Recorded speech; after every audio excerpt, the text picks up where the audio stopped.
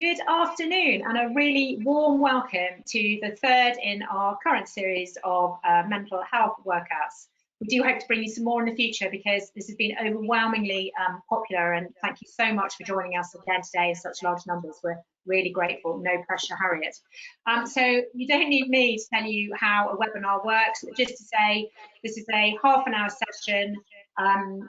Harriet's going to obviously give you her wise words. If we have any time for any questions at the end, we'll take them, but it's probably unlikely. Don't worry if you miss anything. This session is being recorded, so you should receive a copy of it via email within 24 hours. And then finally, I just wanted to remind you again that our This Can Happen awards have opened, which you can find all the details on the website, which you should see on the slide. This Can Happen Global. So the awards basically celebrate and recognise companies and people who've shown excellence in mental health initiatives. We've got some really fantastic new categories, and I do recommend you all have a look. That's the end from me. So without further ado, it gives me great pleasure to hand over to Harriet. Hello everyone and welcome. So on to the next slide, please. So very warm welcome for those of you who've been to one of these workouts before and for those of you who are new to this. Just to explain, to reiterate that this is an active session. The idea is just rather like going, to the gym or doing a physical workout. This is an active mental health workout. So if you've got a pen and paper, you can grab that. That would be amazing. But at the same time, completely understand if you are feeding, homeschooling children, having to check emails, multitasking, completely get it, right? So in whatever way you can engage, fantastic. But if you do have a pen and paper and you can actively join the workout, that would be great. So in terms of who I am and what I bring to the party, the one thing that I wanted to bring out, I guess, is that I have got therapeutic qualifications, but I'm not a qualified therapist. If you need professional support right now, do go and get it. Also, I am a stand-up comic, and I have a belief, rightly or wrongly, that humour sometimes it can be a way in to help us with mental well-being. So whenever I'm kind of being light-hearted, I'm doing it with the best of intentions. Okay, that's where I'm going with that stuff. And if you want to find out more or get in touch with me, if there's any questions you've got that we don't answer today, then you can find me at harrietbeveridge.com. Okay, so the format of what we're going to do, we cover the same structure each time, but each exercise is different, right? So every time we do these mental health workouts, we're going to start by checking in and just checking in on how we're doing, so that we can kind of, do what we need to do depending on our individual context. And we have got hundreds and hundreds and hundreds of people on this call right now. Okay, so catering for everyone. We will also then, as we go through the workouts, a bit like, have you ever been to the gym and you have a kind of full body workout and they do some abs exercises and they do some lower body and they do some upper body? So in the same way, we've got individual workouts. Some of them will be around kind of thinking patterns. Some of them will be around more physical stuff.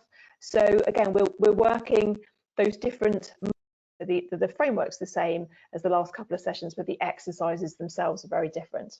Okay, so let's start in with the check-in in terms of how you're doing. So this time, I'm going to ask the question slightly differently. And the question is, what is it that's bothering you right now? And it might be that it's a big, huge bothering, or it might be a little niggle, right?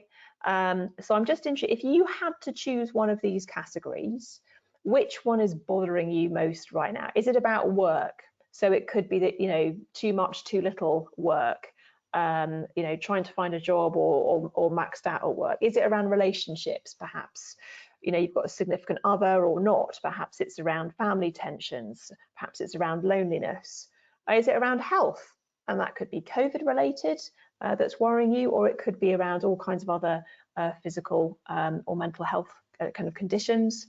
Is it around bandwidth, where, it's not just one thing, it's the fact you're stretched right now, that you've got a million things to be worrying about, or is it something completely different? Is it something that I haven't put down here? So you'll see the poll is up there, and you've got a little while to just click the button that most applies for you. So if you had to pick one of those, which one would you pick?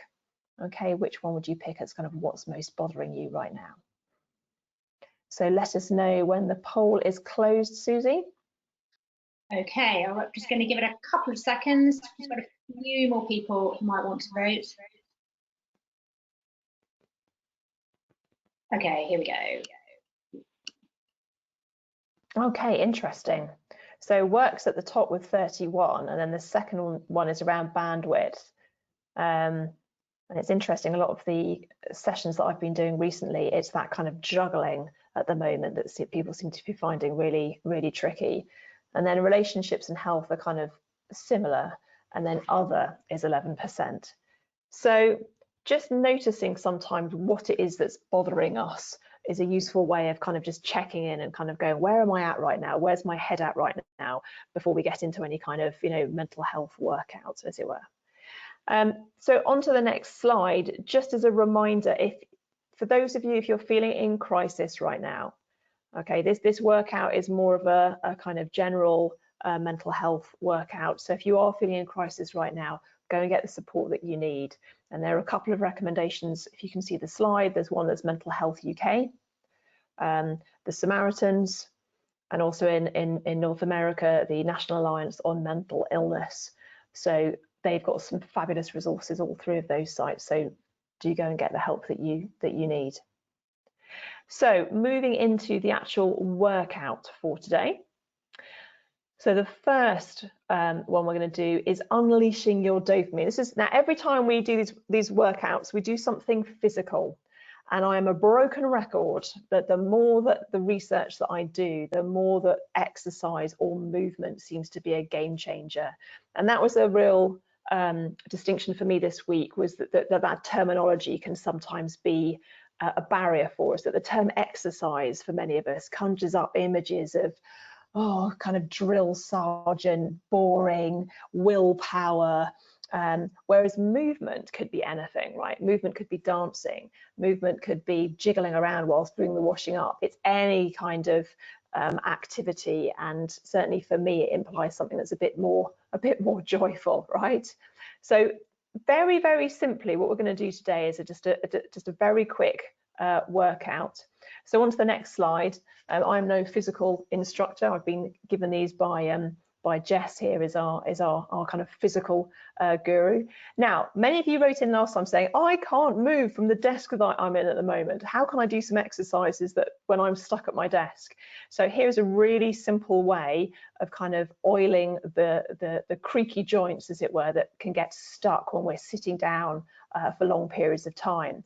So what we're going to do is we're simply going to bend our heads so that you've got your right ear going towards your right shoulder. So you're just stretching nicely, and just listen to your body, right? So we're not looking for, pain or discomfort. We're looking for a nice stretch. And then you're coming back up, your head's coming back up and taking it over so that your left ear this time is going towards your left shoulder. And my headphone's going to fall out as I do that. And you're coming back to the start. This time I'm going to look over each shoulder. So the shoulders stay facing forwards, but you're going to turn your head so that you've got you're moving around, looking to one side. I'm looking to my left side here, back to the front, and then over to the right side. And I hope you can't pick up the noises of creaking that's coming through from my neck. Then the next one is to put your chin down towards your chest. And again, go with your body, just listen to what your body wants. What's a nice, helpful stretch rather than any, pain or forcing this. And then putting your head back so that you're resting your head back and up to the front there. And this time, just to finish off, you can this time move your shoulders. So if you look behind yourself, so if you look over your left shoulder, but you can move your shoulders round as if you were reversing in a car, and then over the right shoulder or the left shoulder, whichever one you've just done, to the other one, and you're looking behind you like so. And then the shoulders go up to your ears and down, and up to your ears and down. You can do a few shoulder rolls forwards and back, And that is a super quick 1 minute way of trying to kind of wake up your body. Other recommendations would be simply spending a minute to just run on the spot, or do some stretches, do some bending, and physiologically that's going to unleash the dopamine, which is sitting like in a sweetie jar in our heads, and movement is a really good way of unlocking that super quickly. Okay, so now we've kind of physically and mentally warmed up, onto the next workout, and this one is called mental sushi. So I'll explain what on earth that is about. And in order for us to do this, it's easiest if you've got some kind of content to work on. So what I'm going to do is I'm going to give you a minute to kind of splurge out all the kind of thoughts that are going on in your head right now. So the niggles, the worries, the stuff that's renting space in your brain today. Okay. And for this, we've got a timer on screen, literally for 1 minute. So if you've got a pen and paper, grab it now, and just dump down all the stuff that is going on in your head, the things you're worried about you've got to do, all the niggles, all the frustrations, the botherings, and then we'll explain what to do. So I'm going to shut up for a minute while you grab a pen and paper and get those down.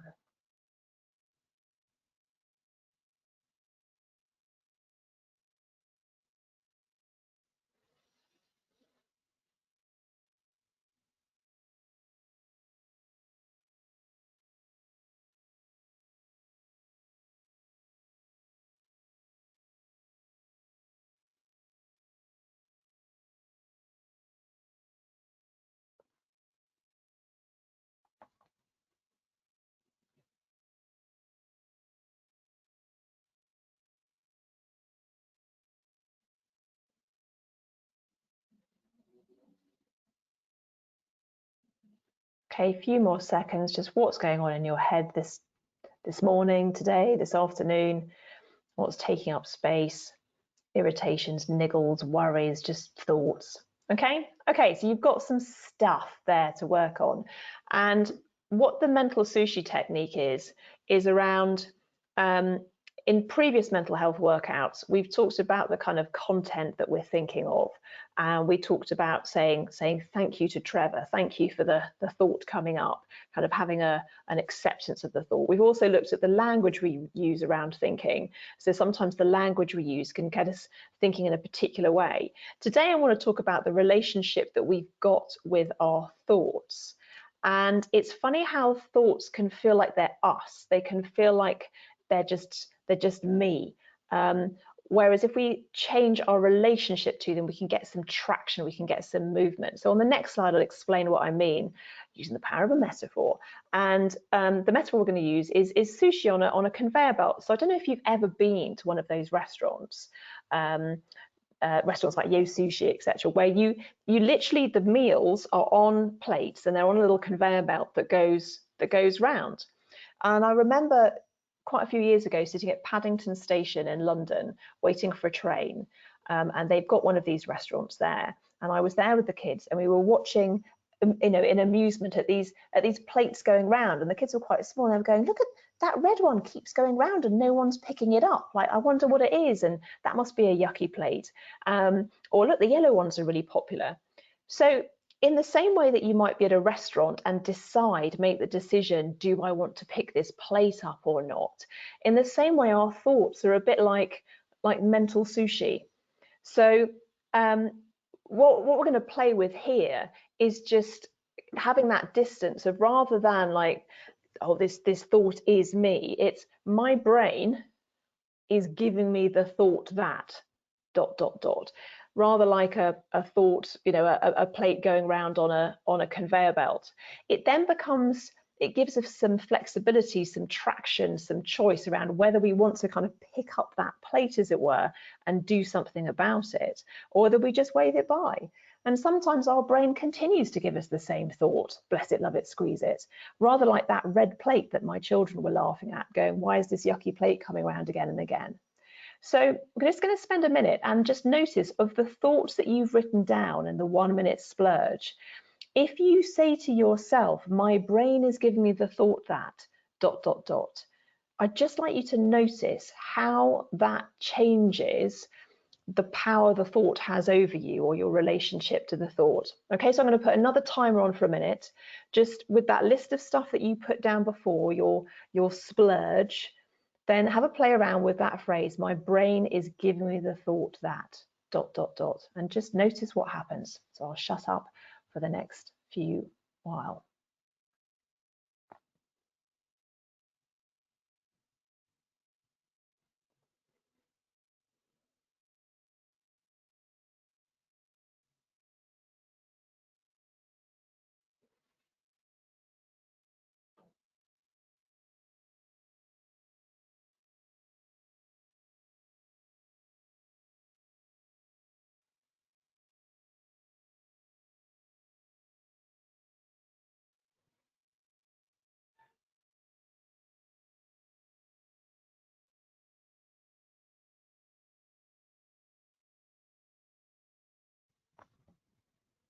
Okay, so that's the minute coming to a close. So the feedback that I tend to get, and what I've noticed when I've done this exercise myself, is that often some of the kind of scarier thoughts or more controlling thoughts, they lose their power, right? Because you can see it as this thing that's just your brain is giving you the thought that.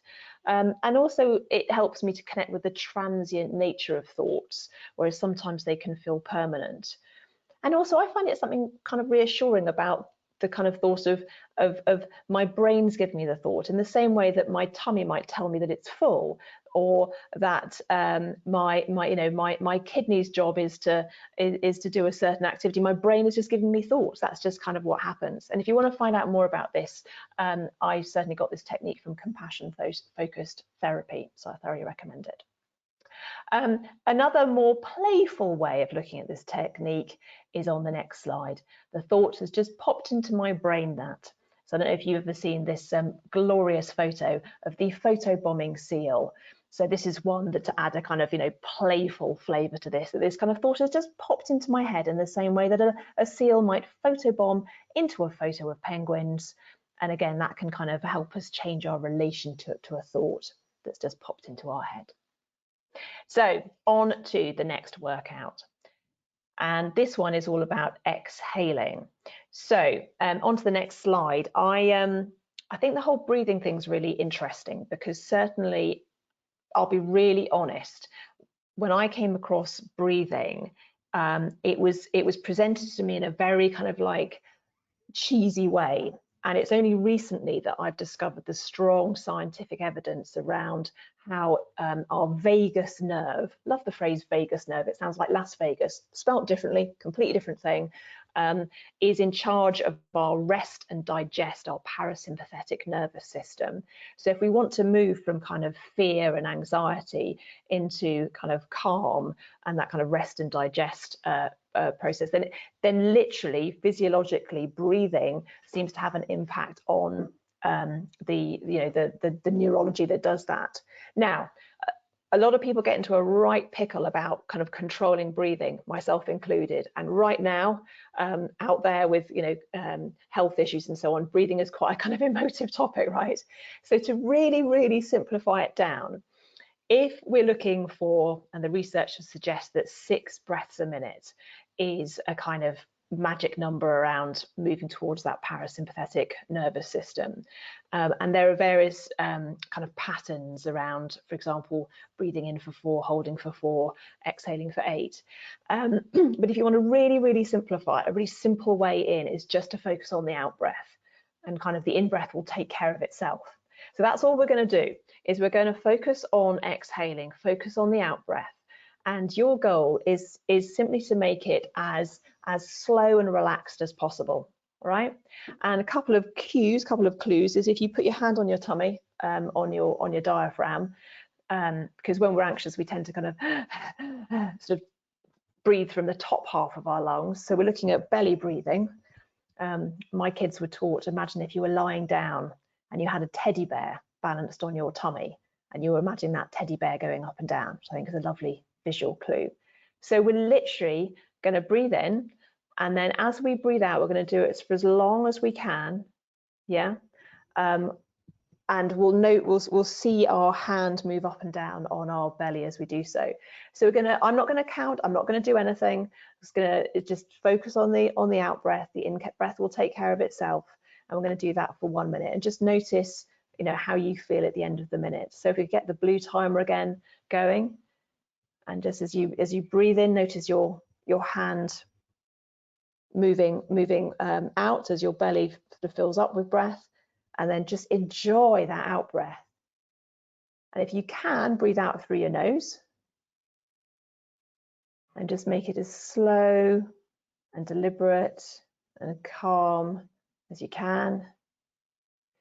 And you'll notice that as you breathe out, you can feel the tension kind of loosening from your shoulders, and you can feel it kind of almost melting away. So let the in-breath take care of itself, and just focus on making that out-breath gloriously long and slow and relaxing.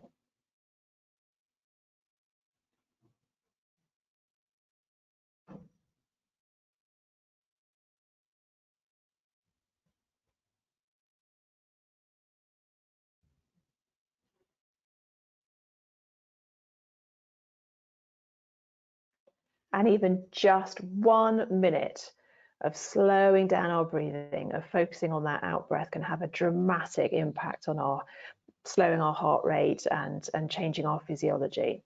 So next time we feel in a pickle and we need an immediate mental health workout, breathing is a fabulous way of doing that. Okay, moving on to the next workout.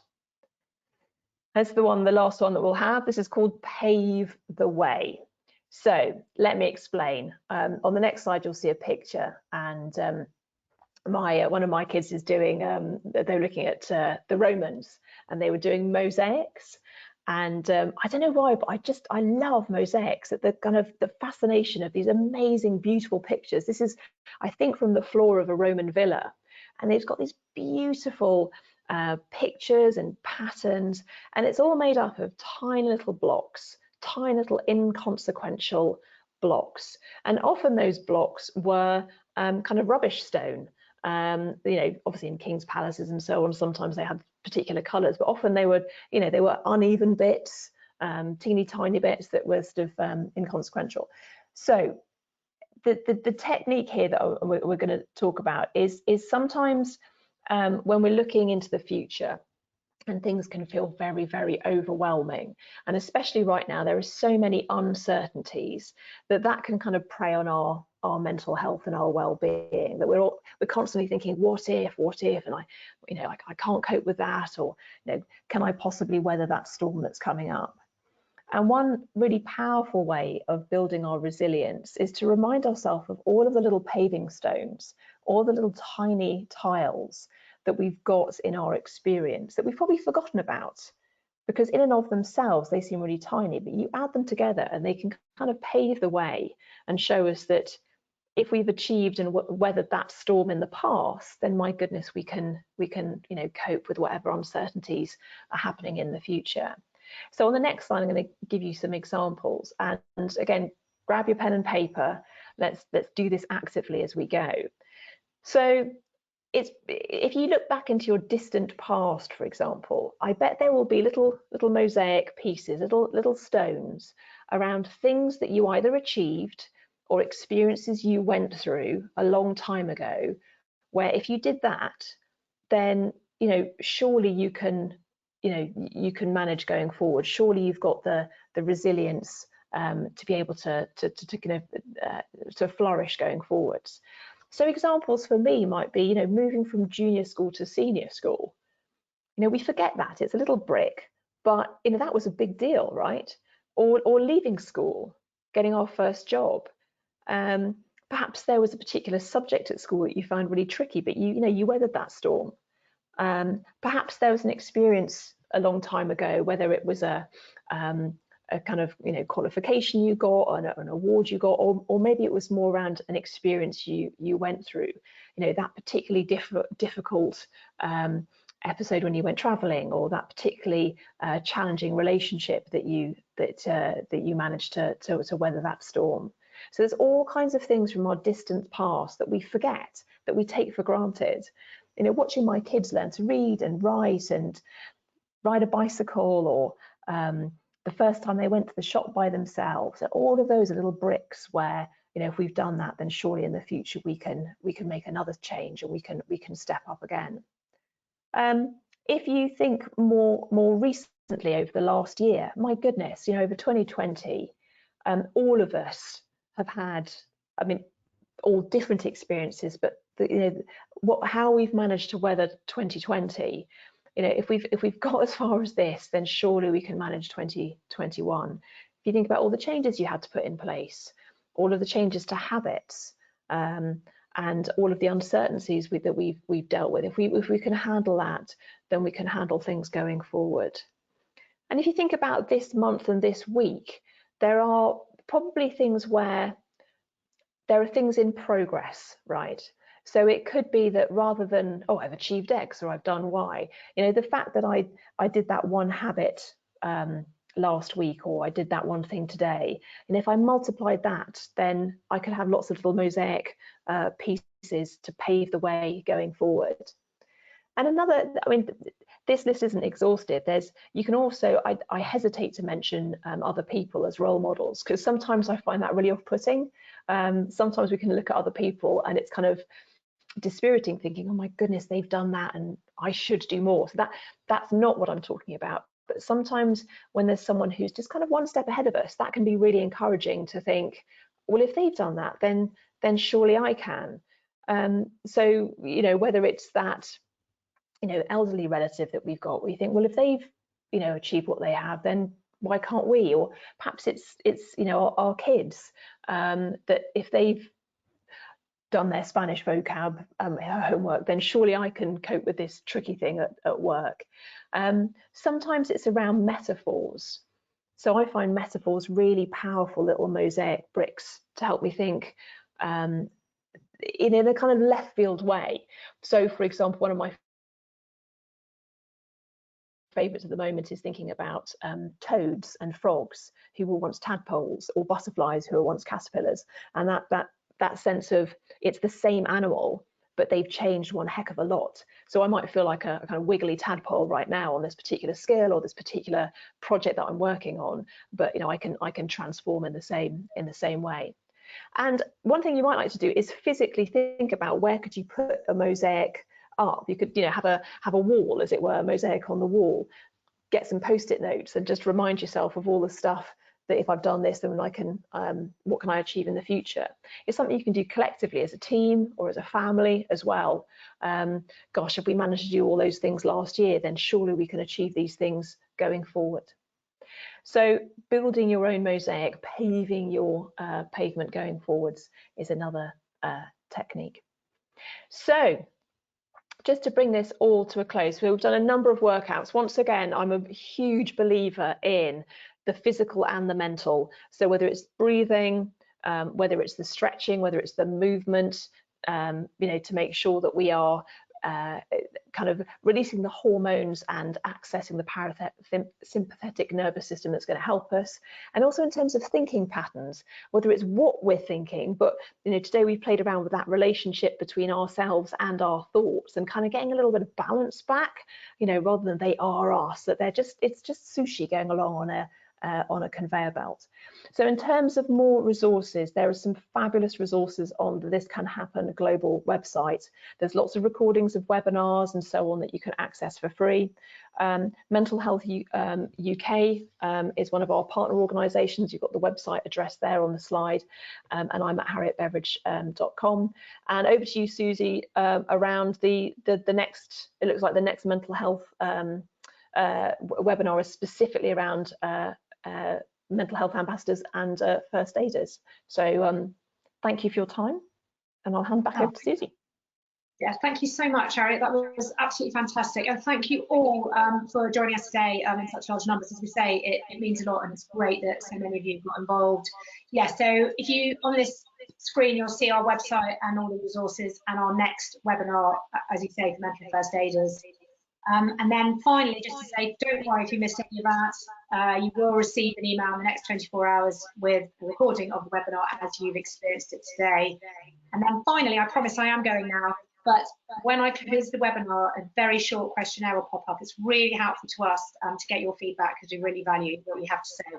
And that's that from Harriet and me. So have a lovely, rainy, not particularly nice afternoon and a great week. Thank you very much. I'm now going to Cheers, end. everyone. Thanks, everyone.